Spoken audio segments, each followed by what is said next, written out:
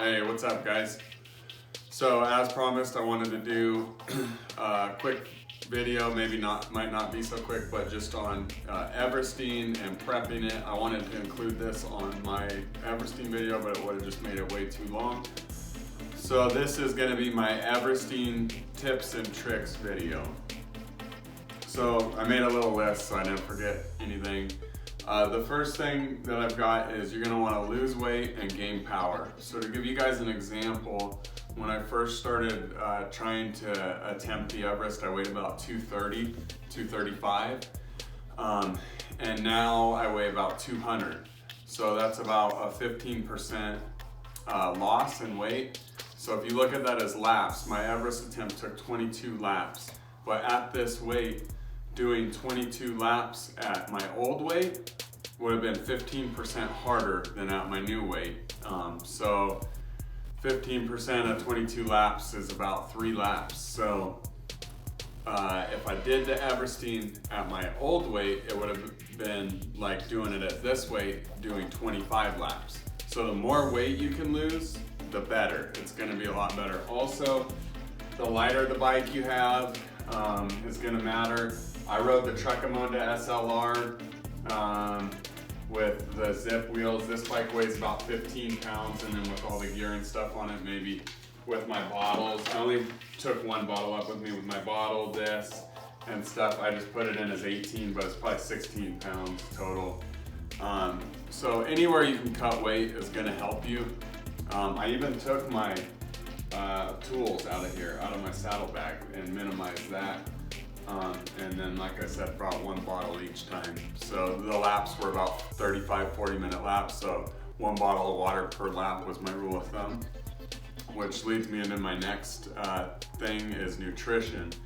So the thing with nutrition that's important is you can be screwing yourself over and not even realize it. You have to eat even when you're not hungry.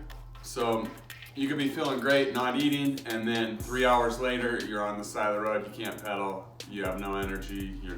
If you're like me, I dry heave when I don't get enough nutrition. So, for example, my Everest was 22 laps. I burned about 500 kilojoules per lap, which equates to 500 calories. It normally takes 4 kilojoules per calorie, but the human body's inefficient at converting its caloric energy into kilojoules in your crank. So 1 kilojoule per calorie approximately. So 500 calories a lap, and you're not going to be able to consume that much. For me it was 500 calories a lap. For you it'll be different. Each climb will be different. So what I did is I tried to drink a Coke every other lap or so. Fig bars, bananas are good. I didn't use bananas this time, but I normally do. Licorice, peanut butter and jellies. I did salty chips. I did Osmo, electrolytes, Beet Elite, beet powder stuff. Anything you like, you got to test ride first and see what your stomach can handle. So I consumed about half the calories. So if it was a 500 kilojoule lap, I was doing about 250, sometimes 200, sometimes 400 calories. And then I did take a dinner break, and I had a Chipotle burrito, double wrap tortilla, black beans, pinto beans, all that. And I know just because I eat that sometimes with the guacamole is about like 1,700 calories. So I ate that over 3 laps, a third of it each lap. So nutrition's extremely important. Staying fueled, staying hydrated. I stayed hydrated enough that my pee was clear the whole time. And so that's overkill, but that made me feel comfortable because I knew I had enough water in me. The next thing is jersey and gear. I run a heart rate monitor. Most of you guys probably do. I run a power meter. My heart rate monitor, I kept the same one every time, but I do have a backup. I don't know where it is. So with jerseys, I went through about 3 or 4 jerseys, just because I released a lot of salt. If you guys look on my helmet, I've cleaned this off since, but all of this is salt, and it's been cleaned. It gets caked on there. So the jerseys, when you release that in a jersey, and then it rubs on you and it gets all nasty. So I swapped out jerseys, and then about halfway through I did a bib swap. I changed my whole bib shorts, and luckily I had a place where I hid between my wife's doors, and she toweled me, and then I took it off, did like a little wet wipe thing, and that just kind of helped me feel refreshed to keep going. So that's the next thing. Bring wet wipes. You guys all know why I don't have to go in detail on that. But after hours and hours of riding, it's gonna get bad.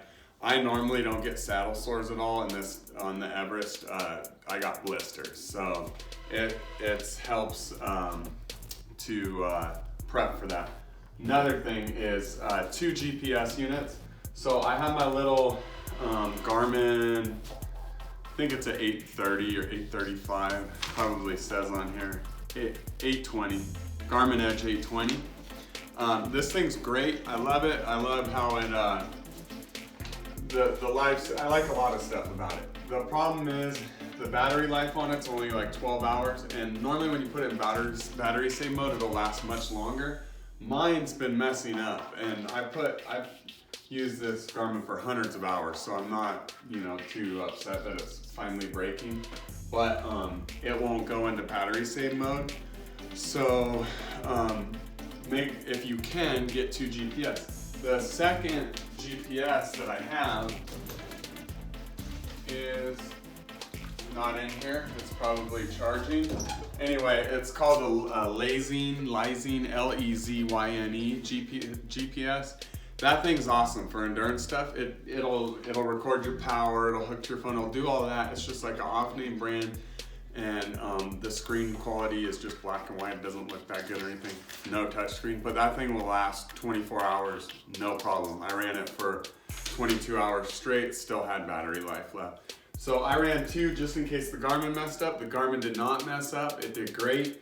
It recorded everything I wanted, it uploaded perfect. So, but I did have to bring a cable, and every time I stopped, I took the Garmin off and plugged it in. That leads me to my next thing. Bring extra cables and charge your stuff in between laps, because it's probably gonna go dead. So with the Garmin's, if you bring a cable, make sure it's not a data cable and it's just a charging cable, because what's gonna happen is if it's a data cable and you go to plug it in, even if it's into your USB port in your car or whatever, it's gonna go into sync mode because it recognizes that data part of the cable. So test your cables beforehand and make sure it's just a charging cable. Otherwise you'll plug your Garmin in and it's gonna try to download and it's probably gonna screw up. So you don't want that to happen. And then I charged my Garmin every stop. So when I finished, it was still at like 87%. The other thing is temperature and gear. In Nevada, where I live, we have a lot of temperature swings. So in the heat of the day, it was like almost 90 degrees. And then at night, it got down to 40 degrees. So make sure you prep gear for the nighttime and the daytime, and just think about that. Think about the gear you need. You know where you're gonna be climbing. Hopefully it'll be an area that's familiar to you so you can pick the correct gear. The other thing is if you can, pick a few days that you're gonna Everest, and then watch the wind for that area. In that particular hill that I Everested, it can get super windy where it's just like a 7% grade you're climbing and a headwind, and it's no good. It's gonna make it so hard that you can't even do it. So check the wind, plan for a few days. I got lucky. The worst the winds got the day I Everested it was forecasted to 9 miles an hour. 10 miles an hour is my cutoff, but they didn't even get that high, I don't think. So that worked out good. The other thing is daylight. So it's kind of tricky in my area. I wanted a long day, long as possible, but also the longest day is gonna be the hottest day. So September, the beginning of September worked out good. It worked in good for my training because this was a training ride for the 508. The temperatures didn't get too hot, didn't get too cold. It was like 45 at night, 85 in the day, and it got close to 90, but it didn't get to 90, and so that worked out good. So plan all of that, and then the next thing is if you're not a beast of a climber like what it's gonna take you more than 17 hours total time to do the Everest. Took me 22 hours, and I'm not anything special at climbing. So I know that Adam Barker does his sometimes like as low as I want to say like 14 hours, and he's an amazing climber.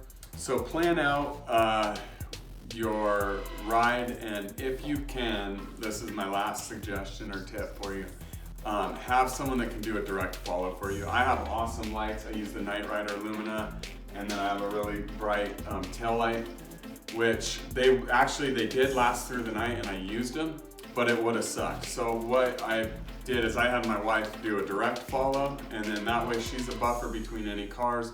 At night on the route we were on, we saw 3 cars over 10 hours. That's one reason why I wanted to Everest that route.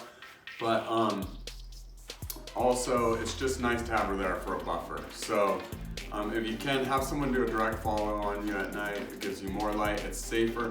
And also it even recommends this on the Everesting site, is you want a third party there, especially when it gets late, to be an independent judge of if you should continue or not.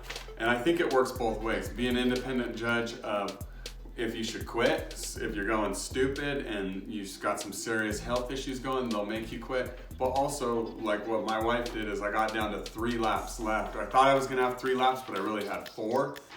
And I was like, man, I don't know if I could do it. And she saved me. So she's like, no, you can do this. And she was the independent judge that was like, hey, you're not quitting. And so it's important to have a third-party judge there anyway, to either tell you to stop or tell you to keep going. You're gonna want to stop, but you just gotta keep going. And those are my only suggestions. Of course, mentally prepare, do training. You won't have an idea of how hard it is until you actually do it, and it's just like a test of mental strength. If you can ride 100 miles, you can probably do an Everest. If you can ride 100 hilly miles, granted, like I said from the beginning, if you're overweight, it's really gonna kill you. And to do the Everest, so try to lose the weight first. And yeah, if you guys have any other questions or comments, put them down below. And if you haven't already, check out my Everest video. Thanks for watching. We'll see you guys.